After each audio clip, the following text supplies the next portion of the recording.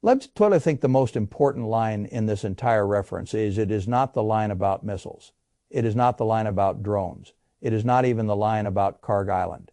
It is the line that says, in effect, the war does not really end until America is out of the Gulf. That is the real center of gravity here. Because once you say that sentence out loud, everything else in the piece starts falling into place. Then the missile analysis makes sense. Then the argument against boots on the ground makes sense. Then the despair about the Gulf vulnerability makes sense. Then the statement that Sykes-Picot is over starts to sound less like rhetoric and more like a diagnosis. That is the road I want to walk through, because a lot of people still think of this war in very short-term terms. Did Iran lose more launchers than expected? Are the missiles still accurate? Could Trump still find an off-ramp and spin it as victory? Would a strike on Kharg Island end the game? Could a limited ground move change the bargaining position? Those questions are all visible, but the source is asking something larger. What political order survives this war? And its answer is deeply unsettling. The old order does not. That is the whole point. The old order was built on an assumption that the United States could sit across the Gulf as the ultimate military guarantor, keep the sea lanes broadly functional, discipline adversaries, and reassure Gulf elites that American basing would protect them more than it endangered them. The source says that world is ending, not maybe ending. And once you accept that as the core argument, everything else comes into focus. Start with the American military question. The source is very blunt. Boots on the ground make no sense. Not because ground forces are morally suspect in some abstract way, not because the author doubts American courage, but because the battlefield itself has changed. Persistent surveillance, drones at every level, precision strike, missiles waiting for staging areas, harbors and slow buildups rendered visible and targetable. This is not 1990. This is not a world where America can leisurely gather mass, unload at coastal points, arrange depth, and then impose strategic outcome through ponderous superiority. The source says that world is gone. The U.S. does not have the force structure, does not have the training fit, and does not have the operational environment for that kind of campaign anymore. That matters because once a military option stops being realistically usable, the political meaning of the war changes. You can still threaten, you can still posture, you can still bomb. But if the full coercive ladder ends in a step you cannot credibly climb, then your leverage is more brittle than your rhetoric suggests. That is the first big fracture. Now move to the second one. The source argues that Iran has not reached the point of surrender or capitulation and is not going to. It frames the country not as a regime on the edge of collapse, but as an old civilizational state willing to absorb severe punishment while hardening around the core objective of preventing the next war. That is a very different picture from the one many Western commentators prefer. It means the war is not degrading into submission. It is consolidating into a larger strategic demand. And that demand, according to the source, is not subtle. America out of the Gulf. That is not a side issue. That is not bargaining fluff. That is the new center of the war. The source explicitly says the post-war terms will revolve around the fact that the old arrangement is dead, that Gulf populations now know the United States cannot really protect them, that all the radar's missiles and support are visibly flowing first toward Israel, not toward the Gulf monarchies themselves, and that a permanent U.S. military posture directed across the Gulf can no longer be treated as politically or strategically normal. This is what makes the phrase Sykes-Picot is over so important. A lot of people hear that and think it is just theatrical language about colonial borders. But in the logic of this document, it means something more specific. It means the externally maintained order in which regional elites accepted one set of realities while outside powers guaranteed. The underlying architecture has finally lost legitimacy and functionality at the same time. That is a very serious claim, because if true, it means this war is not just one more episode inside the old Middle East. It means the old Middle East itself is ending.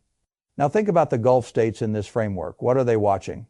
They are watching where the missiles go, where the radars go, where the THAAD systems go, where the American urgency goes, and according to the source, it all points overwhelmingly toward Israel. That means the Gulf states are being taught a brutal lesson in real time. The old story said American basing and American proximity made them safer. The new experience says American basing may drag them deeper into a conflict whose highest priority lies elsewhere. That is a devastating shift in perception. And once perception shifts, politics follows. That is why the source does not believe Washington can simply declare the war over and return to normal basing afterward, because the region will not forget what it just saw. It saw that the United States could not stop the war cleanly. It saw that oil infrastructure can be threatened for years. It saw that desalination vulnerability can become part of the war's logic. It saw that a war presented as strategic necessity may in fact leave Gulf societies more exposed and more desperate than before. That is not a temporary memory, that is a structural memory, and structural memories change regional orders. Now let me say something about Israel, because the source is incredibly harsh there, but the core logic underneath the rhetoric is the part that matters most. The source is arguing that Israeli hardliners are trying to keep the United States inside a condition of perpetual war with Israel as enemies, even when those enemies are not direct existential threats to the United States itself.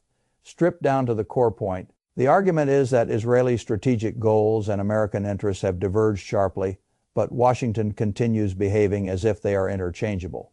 That is what the author thinks is unsustainable. And once the two are no longer interchangeable, what happens? Then the United States must choose, not rhetorically, materially. Either it keeps underwriting a regional order that is now producing higher costs, weaker protection, and lower legitimacy, or it accepts a settlement it does not like and starts leaving. That is why the source says, put up or shut up. Either total commitment with all the terrible consequences that would follow, or withdrawal from the old posture. There is no comfortable halfway space left in this analysis. Now think about what that means for Trump. Can he really sell America out of the Gulf as a victory?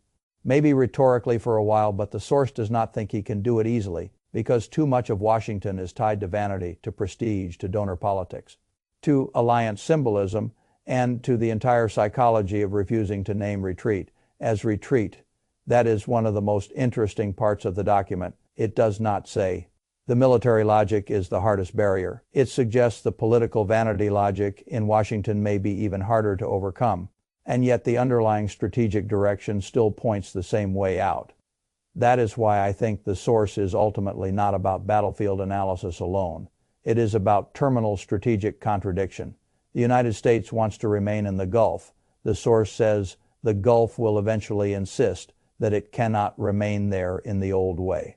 The United States wants to preserve Israel's regional freedom of action. The source says the war has made that increasingly incompatible with broader regional stability. The United States wants to avoid total war. The source says limited war has already produced outcomes that make the old limited posture unsustainable. That is a true historical contradiction. And once a great power enters that kind of contradiction, speeches stop mattering very much, because speeches can rename a problem. They cannot dissolve it. Now add the question of the Strait of Hormuz. The source is cautious about the specific mining reports, but not cautious at all about the larger conclusion. The larger conclusion is that the Gulf and the Strait can no longer be handled under old assumptions. The U.S. Navy itself is vulnerable. Sea power is not magical. If the Gulf is saturated with precision missiles, drones, submarines, and constant surveillance, then the old image of an untouchable American naval shield becomes harder to sustain. That is another reason the post-war outcome the author imagines is not an American military restoration, but some kind of international arrangement involving multiple outside powers guaranteeing the waterway. That is remarkable. It means even the end state imagined by the source is post-American in the old sense, not anti-American necessarily, but no longer centered on unilateral American control. China, Russia, India, Japan, Korea, the United States, all as treaty guarantors. In other words, the war ends not with America imposing the old order again, but with America becoming one guarantor among several, because it no longer has the power or legitimacy to be the sole manager. That is a giant historical downgrade from the old posture, and the source is perfectly clear about that. Now let me say one last thing. The source also points toward the nuclear lesson of this war. If you do not possess a nuclear deterrent, you remain vulnerable to attack from powers that dislike your system and want a different one. Again, the speaker is not celebrating this lesson. He presents it as tragic, but tragedy does not make it less real. If this becomes the enduring lesson of the war, then the long-term result will not just be America out of the Gulf. It will also be a region and perhaps a wider world more convinced than ever that only nuclear capability truly guarantees territorial integrity. That is a catastrophic strategic lesson for the future. So where does all of this leave us? I think it leaves us with a much darker picture than most people want to admit. Not the war ends, everyone goes home. Not Trump finds an off-ramp and calls it a win. Not Iran is broken and the old architecture resumes. The source says the real end. State looks much harsher. America cannot stay the same way. The Gulf no longer trusts the same way. Israel cannot assume the same freedom of action. The old Sykes-Picot order is exhausted. The Strait of Hormuz ultimately has to be handled under a different political architecture.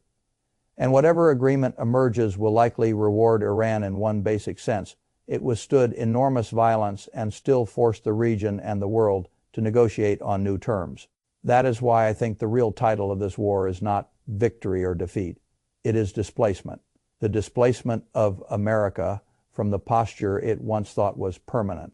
The displacement of old Gulf assumptions. The displacement of the old regional map. And if this document is right, then the sentence that will matter most when the dust settles is not ceasefire achieved.